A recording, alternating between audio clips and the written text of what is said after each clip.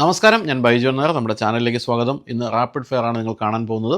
നിങ്ങൾ ഉപയോഗിക്കുന്ന വാഹനത്തെപ്പറ്റി നിങ്ങൾ തന്നെ അഭിപ്രായം പറയുന്ന പ്രോഗ്രാമാണ് റാപ്പിഡ് ഫെയർ. ഗുണദോഷങ്ങളെല്ലാം സവിസ്തരം നിങ്ങൾക്ക് ചർച്ചയാവുന്ന ഒരു വേദിയാണ് റാപ്പിഡ് ഫെയർ. നമ്മുടെ റാപ്പിഡ് ഫെയറിന് 251ാമത്തെ എപ്പിസോഡിലേക്കാണ് നമ്മൾ കടക്കുന്നത്.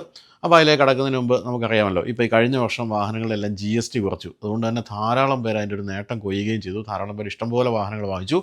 ഇന്ത്യൻ വാഹന ചരിത്രത്തിലെ ഏറ്റവും അധികം വാഹനങ്ങൾ വിറ്റുപോയ ഒരു മാസമായിരുന്നു ഈ കഴിഞ്ഞ ഡിസംബർ.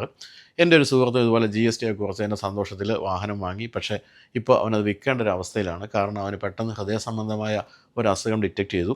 ഇപ്പോൾ തന്നെ 2-3 ലക്ഷം രൂപ അതിന് ചിലവഴിക്കേണ്ടി വന്നു. ഇനിയിപ്പോൾ സർജറി കൂടി വേണം എന്നാണ് പറയുന്നത്. അപ്പോഴേക്കും കാറൊക്കെ വിൽക്കേണ്ട ഒരു അവസ്ഥയിലേക്ക് എത്തി നിൽക്കുകയാണ്. പക്ഷേ നമ്മൾ മനസ്സിലാക്കേണ്ട ഒരു കാര്യമുണ്ട്, GST കുറച്ച പ്രോഡക്റ്റുകളിലെ ഏറ്റവും പ്രധാനപ്പെട്ട കാര്യം എന്ന് പറയുന്ന വാഹനങ്ങളല്ല, അത് ഹെൽത്ത് ഇൻഷുറൻസുകളായിരുന്നു. പണ്ട് 10 ലക്ഷത്തിൻ്റെ കവറേജിന് കൊടുത്ത തുക കൊണ്ട് നമുക്കിപ്പോൾ 20 ലക്ഷത്തിൻ്റെ പോളിസി എടുത്ത് വെക്കുക എന്നുള്ളതാണ് ഏറ്റവും പോസിറ്റീവായിട്ടുള്ളൊരു കാര്യം. 400 അല്ലെങ്കിൽ 500 രൂപ പോലെയുള്ള വളരെ ചെറിയ തുകയുടെ കാര്യമേ ഉള്ളൂ 1 കോടി രൂപ കവറേജ് കിട്ടുന്നവരെയുള്ള ഇൻഷുറൻസ് നമുക്ക് എടുക്കാൻ പറ്റും. നമ്മൾ വാഹനങ്ങൾക്കൊക്കെ ഇൻഷുറൻസ് അടയ്ക്കുന്നതല്ലേ, അതിലും വളരെ പ്രധാനപ്പെട്ടല്ലേ നമ്മുടെ ആരോഗ്യം എന്നുള്ള കാര്യം ആലോചിക്കുക. അതുപോലെ തന്നെ പ്രധാനപ്പെട്ടാണ് നമ്മൾ ഉണ്ടാക്കുന്ന പൈസയും. അതുകൊണ്ട് നിർബന്ധമായും ഒരു ആരോഗ്യ ഇൻഷുറൻസ് എടുത്തു വയ്ക്കുക. ഇത് ഞാൻ എൻ്റെ അനുഭവത്തിൽ നിന്ന് പറയുന്നൊരു കാര്യം കൂടിയാണ്. ഇനിയിപ്പോൾ ഏത് കമ്പനിയുടെ ഹെൽത്ത് ഇൻഷുറൻസ് ആണ് എടുക്കേണ്ടതെന്ന് അറിയാൻ ഇന്ത്യയിലെ ടോപ്പ് കമ്പനികളെ ഒരൊറ്റ സ്ക്രീനിൽ കമ്പയർ ചെയ്ത് 25% വരെ ഡിസ്കൗണ്ടിൽ എടുക്കാനുള്ള ലിങ്ക് വീഡിയോ ഡിസ്ക്രിപ്ഷനിലും കമൻറ്റിലും ഞാൻ കൊടുത്തിട്ടുണ്ട്. Diabetes, thyroid issues, BP, asthma അങ്ങനെയുള്ള ഏത് അസുഖങ്ങളുണ്ടെങ്കിലും അവയ്ക്കൊക്കെ 1ാമത്തെ ദിവസം മുതൽ തന്നെ കവറേജ് കിട്ടുന്ന പ്ലാനുകളൊക്കെ ഇവിടെ നിങ്ങൾക്ക് കാണാൻ സാധിക്കും. എന്നാൽ ക്ലെയിമിൻ്റെ കാര്യത്തിൽ യാതൊരു പേടിയും വേണ്ട. ക്ലെയിം സപ്പോർട്ടൊക്കെ 30 മിനിറ്റിനുള്ളിൽ നിങ്ങൾക്ക് കിട്ടും. പിന്നെ പ്രവാസികൾക്കും ഇന്ത്യയിൽ നിന്നോ അല്ലെങ്കിൽ വിദേശത്തു നിന്നോ ഒക്കെ എടുക്കുന്നതിനേക്കാൾ 35% വരെ ചിലവ് കുറഞ്ഞ് ഈ ഹെൽത്ത് ഇൻഷുറൻസ് എടുക്കാം. അപ്പോൾ സർക്കാർ ഇങ്ങനെയൊക്കെ നികുതിയൊക്കെ കുറയ്ക്കുന്നത് അതിൻ്റെ ലാഭം നമുക്ക് പങ്കിടാൻ വേണ്ടിയാണ്. പക്ഷേ നാം എല്ലാവരും അത് ഉപയോഗിക്കുന്നില്ല എന്നുള്ളതാണ് ഒരു ദുഃഖകരമായ കാര്യം. ഇത് അത്രയ്ക്ക് ഇമ്പോർട്ടൻ്റ് ആയതുകൊണ്ടാണ് ഞാനിത് പറയുന്നത്. അതുകൊണ്ട് ഇന്ന് തന്നെ വീഡിയോയുടെ ഡിസ്ക്രിപ്ഷനിലും കമൻറ്റിലും കൊടുത്തിരിക്കുന്ന ലിങ്കിൽ പോയി കുടുംബത്തിന് ഒരു ഹെൽത്ത് ഇൻഷുറൻസ് എടുത്ത് വയ്ക്കുക. അല്ലെങ്കിൽ സ്ക്രീനിൽ കാണുന്ന QR കോഡ് സ്കാൻ ചെയ്താലും മതി.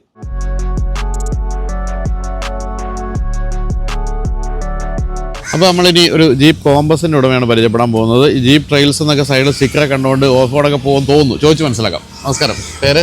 ശൈലേഷ്. ഞാൻ സോഫ്റ്റ്വെയർ കമ്പനിയിൽ വർക്ക് ചെയ്യാൻ. ഇവിടെ കൊച്ചി തന്നെ? കൊച്ചിക്കാരൻ തന്നെയാണോ? കൊച്ചിക്കാരൻ തന്നെ. തൃപ്പൂണിത്തുറ മരടാണ് വീട്. എത്ര കാലമായി ജീപ്പ് എടുത്തിട്ട്? ജീപ്പ് കുറച്ച് നാളായി. ഇപ്പോൾ ഒരു 3-4 വർഷമായി. 3-4 വർഷമായി. ഈ അമേരിക്കൻ കമ്പനികളുടെ കാര്യത്തിൽ നമുക്ക് പൊതുവെ ഒരു പേടി എന്ന് പറയുന്നതിന് മെയിൻ്റനൻസ് കോസ്റ്റ് കൂടുതലാണല്ലോ എന്നുള്ളതാണ്. അങ്ങനെയുള്ള ഒരു സാഹചര്യത്തിലും എന്തുകൊണ്ടാണ് ജീപ്പ് കോമ്പസ് എടുക്കാൻ തീരുമാനിച്ചത്? ജീപ്പ് കോമ്പസ് എന്ന് പറയുന്നത് അതായത് ഞാൻ എന്തുകൊണ്ടാണെന്ന് പറഞ്ഞു തരാം. അതായത് എനിക്ക് ആദ്യം ഒരു പാലിയോ 1.9 ഉണ്ട്. അപ്പോൾ അതൊരു നല്ലൊരു എക്സ്പീരിയൻസ് ആണ്. കാരണം വെച്ചാൽ അതൊരു ഹെവി സ്റ്റേഡി വണ്ടിയാണ്. അപ്പം അതുപോലൊരു വണ്ടി വേണം എന്നുള്ളൊരു ഇതുണ്ടായിരുന്നു. അപ്പം ഞാൻ എൻ്റെ ഫ്രണ്ട്സുമായിട്ടൊക്കെ ഡിസ്കസ് ചെയ്തിരുന്നു. ലൈക്ക് നമ്മൾ മാർക്കറ്റിൽ വരുന്ന വണ്ടികളെ കുറിച്ചൊക്കെ വളരെ അപ്ഡേറ്റഡ് ആയിട്ട് നോക്കും. പക്ഷെ ആ ഒരു കോൺഫിഡൻസ് അല്ലെങ്കിൽ അത് തരുന്നൊരു വണ്ടി ഉണ്ടായിരുന്നില്ല. പിന്നെ അത് കഴിഞ്ഞ് ഞങ്ങൾ ഒരു ഫാമിലി കാർ എന്നുള്ള രീതിയിൽ നമ്മളൊരു ഹോണ്ട സിറ്റിയിലേക്ക് പോയി. പിന്നെ അതങ്ങനെ ആ ഒരു ആഗ്രഹം അങ്ങനെ സെറ്റിൽഡ് ആയിട്ടിരുന്നു. അത് കഴിഞ്ഞ് പിന്നെ കുറച്ച് നാൾ അതങ്ങനെ പോയി കഴിഞ്ഞപ്പോഴാണ് കോമ്പസ് ലോഞ്ച് ചെയ്യുന്നത്. പിന്നെ അതിനിടയിൽ എനിക്ക് ആ ഫിയറ്റിന്റെ എൻജിൻസിനെ കുറിച്ചിട്ടുള്ള ആ ഒരു ഇതുണ്ട്. അപ്പോൾ അങ്ങനെ 1.6 Multijet 1.3 I was not so very convinced with the 1.3. So 1.6 ബ്രാവോയിൽ വരുന്നു എന്ന് പറഞ്ഞിട്ടൊരു ഇതുണ്ടായിരുന്നു. Bravo did not come to India. അങ്ങനെ ഒരു മൾട്ടിജെറ്റ് എൻജിൻ എന്നുള്ള ഇതിൽ നിൽക്കുമ്പോഴാണ് Jeep Compass brought it in compass.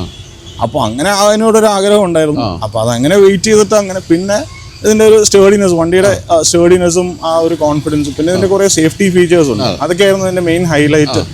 കാരണം നമ്മൾ കുറച്ച് ട്രാവൽ കൂടുതലുള്ളതുകൊണ്ട് നമുക്ക് ആ ഒരു safety feature was A main highlight ഉണ്ട്. ഏത് വേരിയന്റ്? ഓട്ടോമാറ്റിക്? ഇത് ലിമിറ്റഡ് ആണ്. ലിമിറ്റഡ്. ഇത് ഓട്ടോമാറ്റിക് അല്ല, മാനുവൽ ലിമിറ്റഡ് ആണ്. അപ്പം എത്ര കിലോമീറ്റർ ഓടിച്ചു കാണും വാങ്ങിച്ചതിന് ശേഷം? ഇപ്പോൾ വാങ്ങിച്ചതിന് ശേഷം ഏകദേശം ഒരു 12,000-13,000 ഓടി. അപ്പോൾ ഞാൻ ആദ്യം പറഞ്ഞ കാര്യം എങ്ങനെയുണ്ട് മെയിൻ്റനൻസ് കോസ്റ്റ്? മെയിൻ്റനൻസ് കോസ്റ്റ് കുഴപ്പമില്ല. ഇതിന് പീരിയോഡിക് മെയിൻ്റനൻസ് മാത്രമാണ് നമുക്കൊരു ഇതായിട്ട് വരുന്നുള്ളൂ. കാരണം അത് 5 years 6 years കഴിയുമ്പോൾ ആ ഒരു മെയിൻ്റനൻസ് മാത്രമേ ഒരു ബാരിയർ ആയിട്ട് വരുന്നുള്ളൂ. അല്ലാണ്ട് വേറെ നമുക്ക് ഇപ്പോൾ ഈ പറഞ്ഞ പോലെ പിന്നെ ഈ പാർട്സിന്റെ കോസ്റ്റ് കുറച്ച് comparatively when you compare for a premium car or segment ഒരു അബവ് സെഗ്മെന്റിൽ കൺസിഡർ ചെയ്യുമ്പോൾ അതിന്റെ പ്രൈസ് കുറച്ച് കൂടുതലാണ്.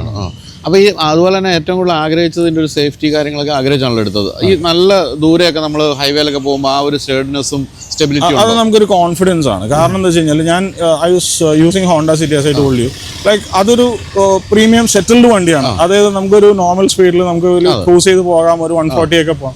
ഇതിൽ നമുക്ക് അതിനേലും നല്ല കോൺഫിഡൻസിൽ നമുക്കൊരു ഇത് പോകും. പിന്നെ അതുപോലെ നമുക്ക് സ്റ്റേബിൾ ആണ്. ഈവൻ ഇൻ യുവർ കോർണേഴ്സ് വണ്ടി സ്റ്റേബിൾ ആണ്. അതിനൊരു നമുക്ക് ആ ഒരു റോളോ കാര്യങ്ങളോ ഒന്നും ഫീൽ ചെയ്യില്ല.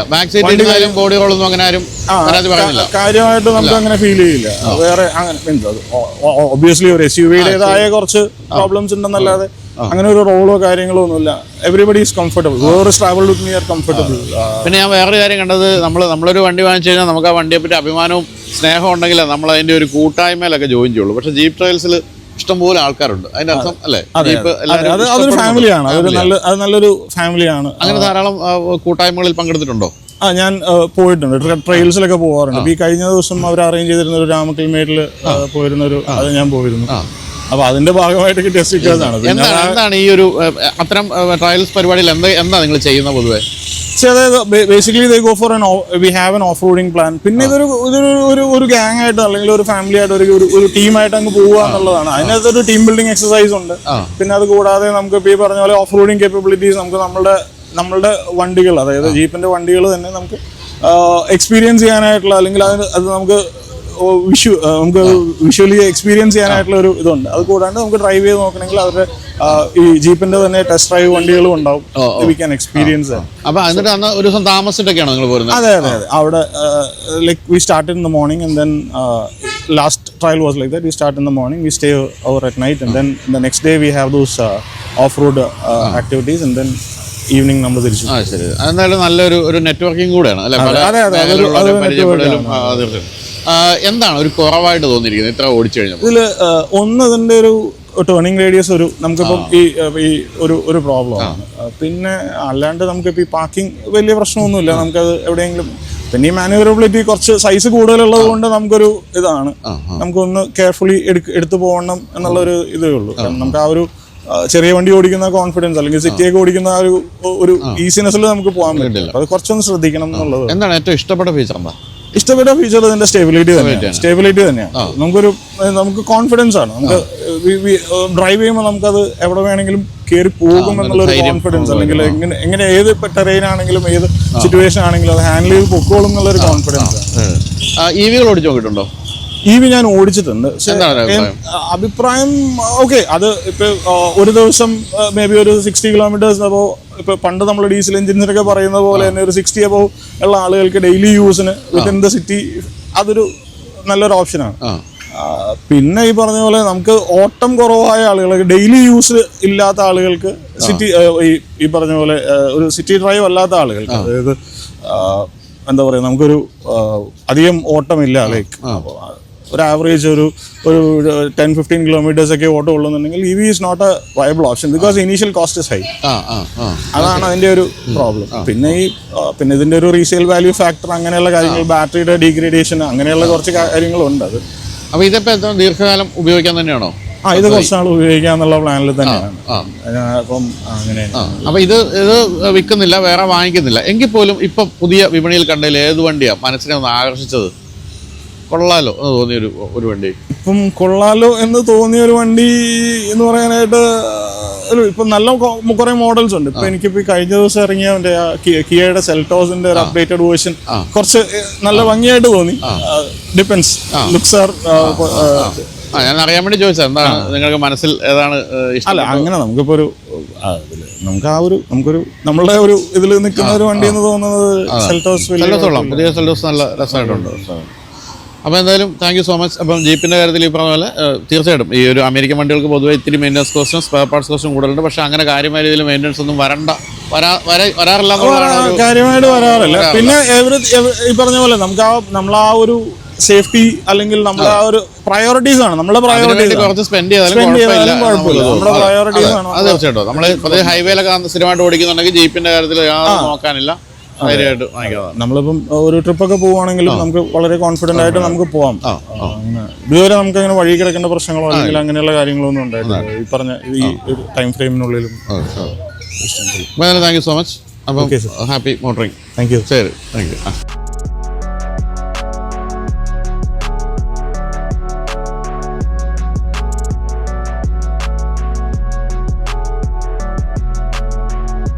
അപ്പോൾ 15 വർഷമായിട്ട് ഒരേ ഹോണ്ട സിറ്റി ഓടിക്കുന്ന ആളാണ് പരിചയപ്പെടുന്നത്. 2010 മോഡലാണ്. അപ്പോൾ കൃത്യമായി 15 വർഷത്തെ ഒരു ഹോണ്ട സിറ്റിയുടെ ഫീഡ്ബാക്ക് കിട്ടാൻ ഉള്ള ചോദ്യങ്ങളാണ് ചോദിക്കാൻ പോകുന്നത്. നമസ്കാരം.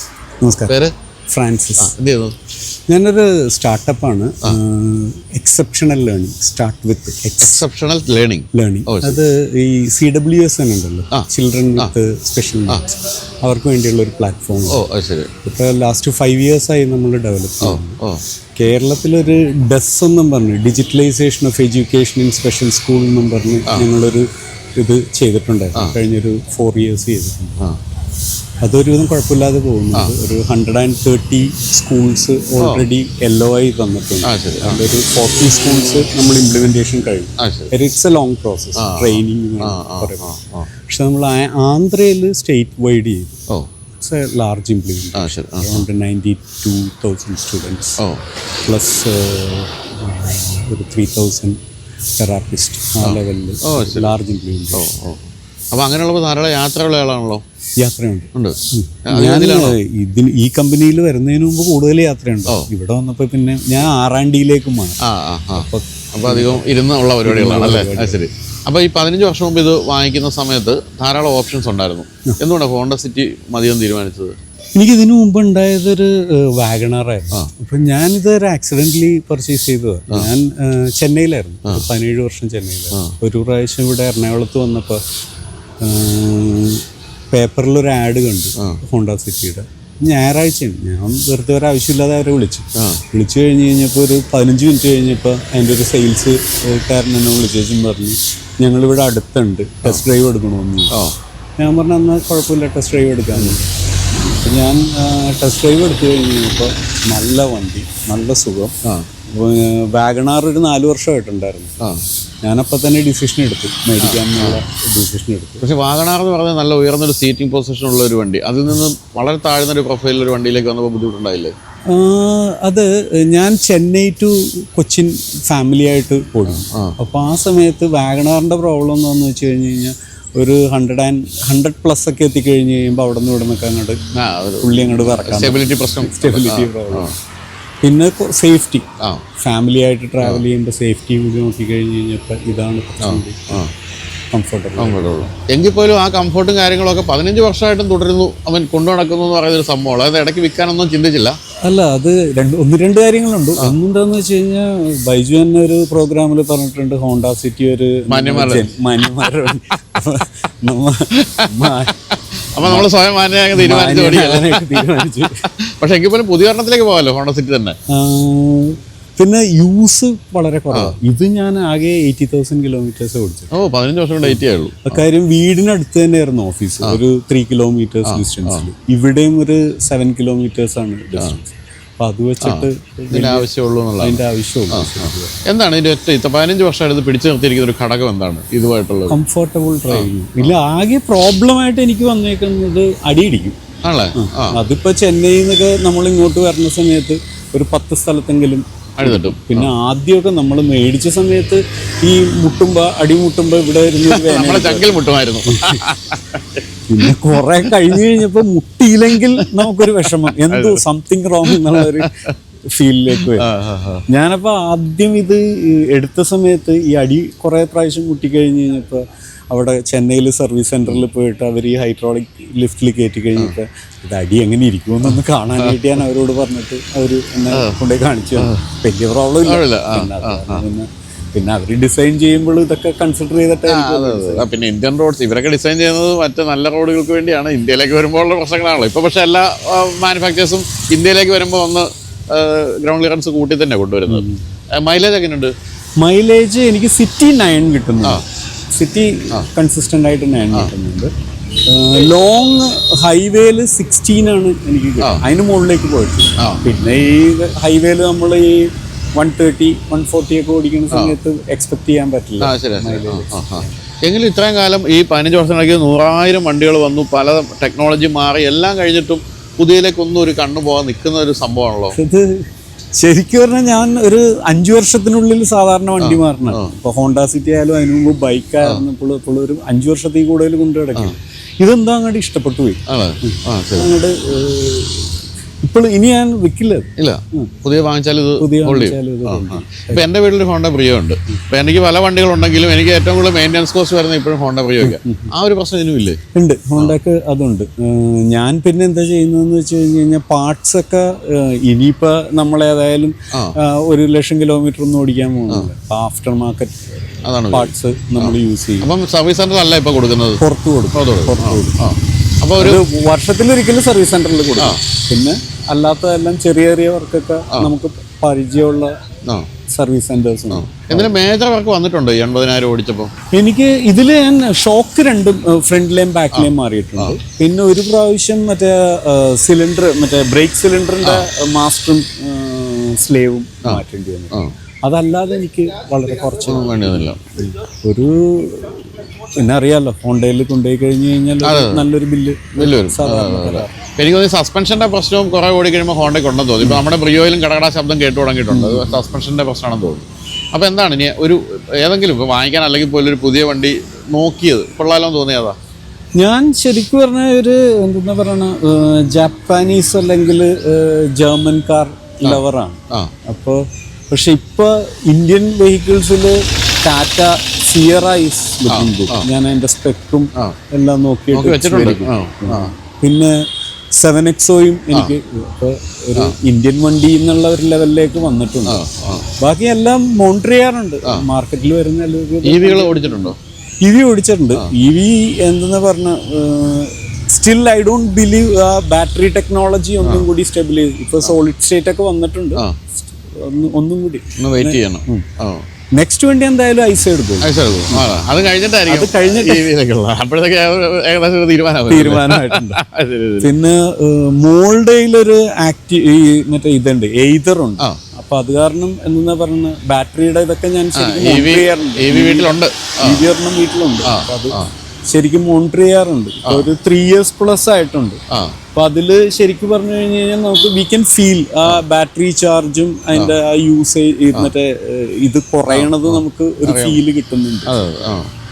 അപ്പോൾ എന്തായാലും ഈ പറഞ്ഞ പോലെ 15 വർഷം ഹോണ്ട സിറ്റി ഓടിച്ചാലുള്ള ഫീഡ്ബാക്കാണ്. ഒരിക്കലും ഹോണ്ട സിറ്റിയുടെ കാര്യത്തിൽ ആരും ഒരു കുറ്റവും പറയില്ലെന്ന് എനിക്കറിയായിരുന്നു. 15 വർഷം ഓടിച്ചാലും വിൽക്കാൻ തോന്നാത്ത രീതിയിൽ അല്ലേ നമ്മളെ മനസ്സുമായിട്ട് അതുപോലെ ചേർന്ന് നിൽക്കുന്ന വാഹനങ്ങളാണ് ഹോണ്ടയുടെ എല്ലാം തന്നെ. അപ്പോൾ അതുകൊണ്ട് ഇത് ഉണ്ടാവും, ഇനിയും ഉണ്ടാവും, പുതിയ വണ്ടി വന്നാൽ പോലും അല്ലേ.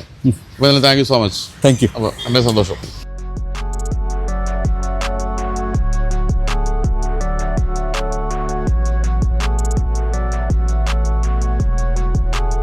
ഇന്ത്യയിലെ ഏറ്റവും ഒടുവിൽ വന്ന ഒരു വാഹന ബ്രാൻഡാണ് വിൻഫാസ്റ്റ്. വിയറ്റ്നാമിലെ വലിയ കമ്പനിയാണ്. വിയറ്റ്നാമിലെ ഏറ്റവും വലിയൊരു കോടീശ്വരൻ്റെ കമ്പനിയാണ്. വിയറ്റ്നാമിലൊക്കെ പോയിട്ടുള്ളവർ കണ്ടിട്ടുണ്ടാകും വിൻഫാസ്റ്റ്. അതുപോലെ US-ലൊക്കെ വിൻഫാസ്റ്റിൻ്റെ വാഹനങ്ങളുണ്ട്. ഇന്ത്യയിൽ വളരെ അടുത്ത കാലത്താണ് വന്നത്. അപ്പോൾ ഞാൻ ഇന്നലെ മുംബൈയിൽ നിന്നും ഫ്ലൈറ്റിൽ വരുമ്പോൾ എൻ്റെ അടുത്ത് ഒരാൾ ചോദിച്ചു വിൻഫാസ്റ്റ് എടുത്താൽ എങ്ങനെ ഉണ്ടാവും. അപ്പോൾ ഞാൻ പറഞ്ഞു ഞാൻ വിൻഫാസ്റ്റ് ഉപയോഗിച്ച ആരോടെങ്കിലും ചോദിക്കട്ടെ, കാരണം വെച്ചാൽ നമ്മളിത് ടെസ്റ്റ് ഡ്രൈവ് ചെയ്തല്ലേ ഉള്ളൂ. അപ്പോൾ അങ്ങനെ നമുക്ക് വിൻഫാസ്റ്റിൻ്റെ VF6 എന്ന് പറയുന്ന മോഡലിൻ്റെ ഒരു ഉടമയെ ഇപ്പോൾ കണ്ടുകിട്ടിരിക്കുകയാണ്. നമസ്കാരം. പേര്? ബിജോയ്. എന്ത് ചെയ്യുന്നത്? ബിസിനസ്സാണ്. എവിടെ? കൊച്ചി തന്നെ? പാലാരിവട്ടം. ശരി. ധാരാളം ഓട്ടോ ഉള്ള ബിസിനസ്സാണോ അതോ? ഇല്ല ചെറിയ. അപ്പോൾ കുറേ ചോദ്യങ്ങൾ ചോദിക്കാനുണ്ട്. പ്രധാനമായിട്ടും ചോദിക്കാനുള്ളത് നമുക്ക് ഒരു പരിചയം ഇല്ലാത്തൊരു ബ്രാൻഡ് വിൻഫാസ്റ്റ്.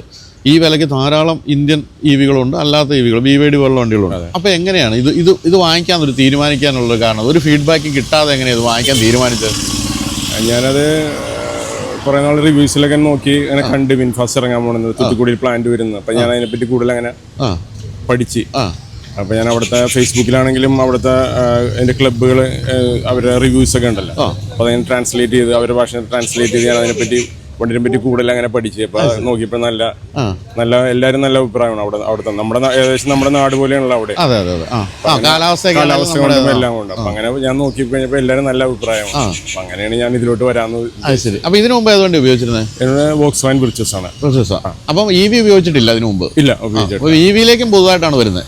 അതെ അതെ. അപ്പോൾ EV-യുടെ കാര്യത്തിൽ എല്ലാവർക്കും ഒരു ആശങ്കയുണ്ടല്ലോ പൊതുവേ. ഇപ്പോൾ EV വാങ്ങിക്കാൻ സമയമായോ, ചാർജിങ്ങിന്റെ പ്രശ്നങ്ങൾ അതും പരിഗണിച്ചില്ല, അതൊന്നും ഒരു വിഷയമാക്കിയില്ല. ഇല്ല, അത്യാവശ്യം 460 കിലോമീറ്ററോളം കിട്ടുമെന്നാണ് കമ്പനി പറയണത്. അപ്പോൾ ഇപ്പോൾ എടുത്തിട്ട് ഇപ്പോൾ എത്ര? ഇപ്പം എടുത്തിട്ട് 1.5 മാസം ആകും. 1.5 മാസം. എത്ര ഓടി കാണും എല്ലാം കൂടി? 2000 കിലോമീറ്റർ എടുത്താൽ. 2000. എന്താണ് ഒരു കൃത്യമായ ഒരു ഫീഡ്ബാക്ക്? എന്താണ് എത്ര മൈലേജ് റേഞ്ച് കിട്ടുന്നുണ്ടാവും? എനിക്കൊരു 380 370 ആ റേഞ്ച്. അത് സിറ്റിയിലാണോ? സിറ്റിയിലും. പിന്നെ ഞാൻ കൂടുതൽ പോയേക്കണത് കൂടുതൽ ദൂരം പോയത് മലയാറ്റൂര്, പിന്നെ കൊരട്ടി അങ്ങനെയൊക്കെയാണ്. പിന്നെ വേറെ ഒന്നും ദൂരത്തോട്ട് പോയിട്ടില്ല. അപ്പോൾ 400 അടുത്തൊക്കെ വരുന്നുണ്ട്. കിട്ടും. എത്ര രൂപയായത് ഓൺ-റോഡ് VF6? ഇതിന് 20 സംതിങ് ആയി.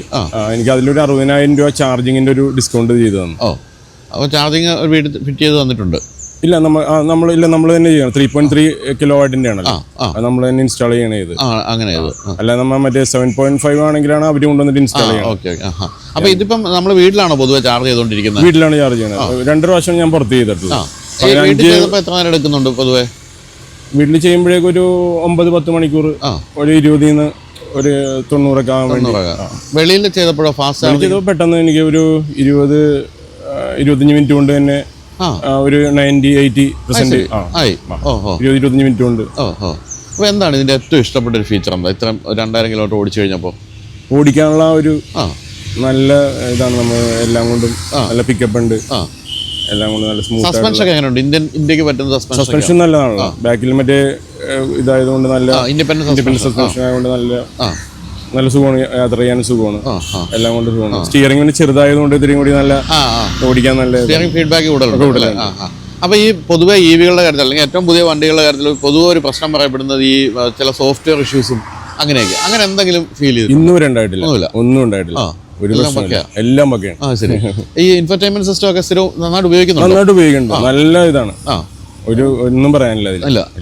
അതുപോലെ ഈ ഫാമിലിയായിട്ട് ബാക്കിലൊക്കെ ആളിരുന്ന് സഞ്ചരിച്ചോ?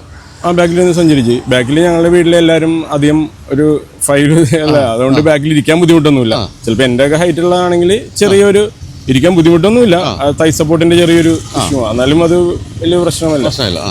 അപ്പോൾ ഈ EV-യിലേക്ക് കിടക്കുമ്പോൾ ഇപ്പം നമ്മൾ ഇത്രയും കാലം പെട്രോൾ വണ്ടിയൊക്കെ ഉപയോഗിച്ചിട്ട് EV-യിലേക്ക് വരുമ്പോൾ എല്ലാവരും പറയുന്നത് നമുക്കൊരു പ്ലാനിങ് വേണം ഓടിക്കുന്ന കാര്യത്തിൽ, ചാർജിൻ്റെ ഒരു ആങ്സൈറ്റി, അത്തരം കാര്യങ്ങൾ തോന്നി തുടങ്ങിയോ ഈ ഇത്ര ഓടിച്ചു കഴിഞ്ഞപ്പോൾ? ഇല്ല, എനിക്ക് അങ്ങനെ ഫീൽ ചെയ്തിട്ടില്ല. ഇല്ല. എന്നാലും നമ്മൾ ഓടിക്കുമ്പോൾ നോക്കിയിട്ടാണ് കൂടുതൽ റീജനറേറ്റീവ് ഏറ്റവും ഇതായിട്ട് ഇട്ടേക്കണത്, ഹൈ ആണ് ഇട്ടേക്കണത്. പിന്നെ എക്കോയിൽ തന്നെയാണ് ഓടിക്കണത്. അതുകൊണ്ട് അത്ര ഇഷ്യൂസ് ഒന്നുമില്ല. പിന്നെ സ്പോർട്സ് മോഡൊന്നും ഇടാൻ പറ്റിയിട്ടില്ല, ഇവിടെ പറ്റൂല. അതെ. അപ്പൊ ഈ ഒരു ദീർഘദൂരം പോയാൽ നമുക്ക് അതൊക്കെ ഒന്ന് നോക്കാം. ഹൈവേയിൽ നല്ല ദൂരമൊക്കെ പോയാൽ മാത്രമേ പറ്റുള്ളൂ. അപ്പൊ ഇതിന്റെ മെയിൻ്റെനൻസ് കോസ്റ്റിനെ പറ്റി എന്താണ് അവർ പറയുന്നത്? അങ്ങനെ എത്രയാകും ഏകദേശം എന്നൊക്കെ പഠിച്ചിരുന്നോ? മെയിൻ്റെനൻസ് കോസ്റ്റിനെ പറ്റി അങ്ങനെ നമുക്ക് ഏതായാലും 10 ഇയർ ബാറ്ററിക്ക് വാറണ്ടി ഉണ്ടല്ലോ, പിന്നെ 7 വർഷത്തേക്ക് വണ്ടിക്കും വാറണ്ടി ഉണ്ട്. പിന്നെ വേറെ ഒന്നും പ്രത്യേകിച്ച് ഒന്നും പറഞ്ഞിട്ടില്ല അവരെ പറ്റി, ഒന്നും പറഞ്ഞിട്ടില്ല. അത്തരം ടെൻഷൻ ഒന്നുമില്ല. എന്തെങ്കിലും ഒരു കാര്യം കൂടി ആകാമായിരുന്നോ, അല്ലെങ്കിൽ അത് പോരല്ലോ എന്ന് തോന്നിയ ഒരു സംഭവം ഉണ്ടോ ഇതില്? ബാക്കിലെ മറ്റേ ഡിക്കിയുടെ ഡോറിന്ന് മറ്റേ പവേർഡ് ഒരു വേറെ പ്രത്യേകിച്ച് ഒന്നുമില്ല. മാത്രമേ നമുക്ക് പ്രശ്നമൊന്നുമില്ല. നല്ല ബൂട്ട് സ്പേസും നല്ല സ്പേസ് ഉണ്ട്, നല്ല ഹൈറ്റ് ഉള്ള കാരണം സാധനങ്ങൾ എടുത്തു വെക്കാൻ എല്ലാം കൊണ്ടും നല്ലതാണ്. അവരെ ഗ്രൗണ്ട് ക്ലിയറൻസ് മോശമല്ലല്ലോ, നമ്മളിവിടെ അടി തട്ടുന്ന ഇന്നുവരെ ഒന്നും തട്ടിയിട്ടൊന്നും. അത്യാവശ്യം നല്ല ഹൈറ്റിൽ ഞാൻ പോയി നോക്കിയൊക്കെ ചെയ്തു. അപ്പം വിൻഫാസ്റ്റ് എടുക്കട്ടെ എന്നൊരാൾ ചോദിച്ചാൽ 100% എടുത്തോ എന്ന് തന്നെയാണോ? 100% പറയും. അത് ശരി. അത്രയും ഗംഭീരമായ ഒരു ഫീഡ്ബാക്ക് കേട്ടോ. വിൻഫാസ്റ്റുകാർ കേൾക്കുന്നുണ്ടോന്ന് കരുതുന്നു. ഏതായാലും ഒരു മോശം ഇതുവരെ പറഞ്ഞില്ല. ഞാൻ തിരിച്ചും മറിച്ചും ചോദിച്ചിട്ട് ഇതുവരെ ഒരു മോശം നെഗറ്റീവായിട്ട് ഒരു കാര്യം പറഞ്ഞിട്ടില്ല. അപ്പോൾ എന്താണ് ഇത് ഇനി ദീർഘകാലം ഉപയോഗിക്കാനുള്ള പരിപാടി തന്നെയാണോ? തീർച്ചയായിട്ടും ദീർഘകാലം തന്നെ ഉപയോഗിക്കാൻ തന്നെ. ഈ റീസെയിൽ വാല്യൂവിനെ പറ്റി ആശങ്കയുണ്ടോ? അതും EV-കളുടെ ഒരു പ്രശ്നമാണല്ലോ. ഞാൻ അതിനെ പറ്റി ചിന്തില്ല. കുറച്ച് നാളുകൾ ഉപയോഗിക്കാമെന്നുള്ള ഇത് തന്നെയാണ്. അപ്പോൾ അതുപോലെ തന്നെ അപ്പോൾ നേരത്തെ വെച്ച ചോദ്യത്തിന്റെ എക്സ്റ്റൻഷൻ ആണ് മറ്റു കാര്യം കൂടി ചോദിക്കാം. ഇപ്പൊ പെട്രോൾ വണ്ടിയൊക്കെ ഉപയോഗിക്കുന്നവരോട് EV വാങ്ങിച്ചോ എന്ന് തന്നെയാണോ പറയുന്നത്? EV മേടിക്കണം, എല്ലാവരും അതിലോട്ട് വരണമെന്നുള്ളതാണ് എൻ്റെ അഭിപ്രായത്തിൽ. വീട്ടിൽ സോളാർ ഉണ്ടോ? സോളാർ ഉണ്ട്. അപ്പോൾ എല്ലാം ഫ്രീ ആയിട്ട് ഓടിച്ചോണ്ടിരിക്കും. അപ്പോൾ അതും കൂടെ ഒരു ആവശ്യമാണ്. അപ്പം ഈ VF7 നോക്കിയിരുന്നു അതോ VF6 കണ്ടപ്പോൾ ഇത് തന്നെ? VF6 തന്നെ എടുക്കാൻ വേണ്ടിയാണ് താല്പര്യം ഉണ്ടായിരുന്നത്. അപ്പോൾ ഇതിൽ വണ്ടി ഇത് ഒതുക്കമുണ്ട്. സെയിം എഞ്ചിനാണല്ലോ രണ്ടും, എഞ്ചിനല്ല മോട്ടോർ സെയിം. അത് കുറച്ച് വലിപ്പം കൂടുതലുണ്ട് മാത്രം. പക്ഷേ എനിക്ക് അതൊന്നും എനിക്ക് വളരെ ഇഷ്ടം. നല്ല വണ്ടിയാണ്, നല്ല ഞാൻ ഓടിച്ചു നോക്കിയതാണ്. സീറ്റിംഗ് പൊസിഷൻ എല്ലാം ഒക്കെയാണ്. അപ്പോൾ എന്നാലും നല്ലൊരു ഫീഡ്ബാക്കാണ് കിട്ടിയിരിക്കുന്നത്. ഞാൻ പറഞ്ഞില്ല, എൻ്റെ അടുത്ത് ഇന്നലെ കൂടെ ആൾ ചോദിച്ചപ്പോൾ ഞാൻ പറഞ്ഞാൽ ചോദിക്കട്ടെ, ഉപയോഗിക്കുന്നവരോട് ചോദിക്കട്ടെ. കാരണം അല്ലാതെ ഞാൻ ഓടിച്ചപ്പോൾ എനിക്ക് നല്ല ഫീഡ്ബാക്ക് കിട്ടിയെങ്കിലും സ്ഥിരമായിട്ട് ഓടിക്കുന്ന ഒരാളെ സംബന്ധിച്ച് ഫീഡ്ബാക്ക് തീർച്ചയായിട്ടും വളരെ ആവശ്യമാണ്. അതാണ് നമുക്കിപ്പോൾ കിട്ടിയിരിക്കുന്നത്. അപ്പോൾ എന്തായാലും വളരെ സന്തോഷം. അപ്പം വിൻഫാസ്റ്റിൻ്റെ ആദ്യകാല ഉടമയാണ് നമ്മൾ കണ്ടിരിക്കുന്നത്. അപ്പോൾ ഓൾ ദി ബെസ്റ്റ്. ശരി.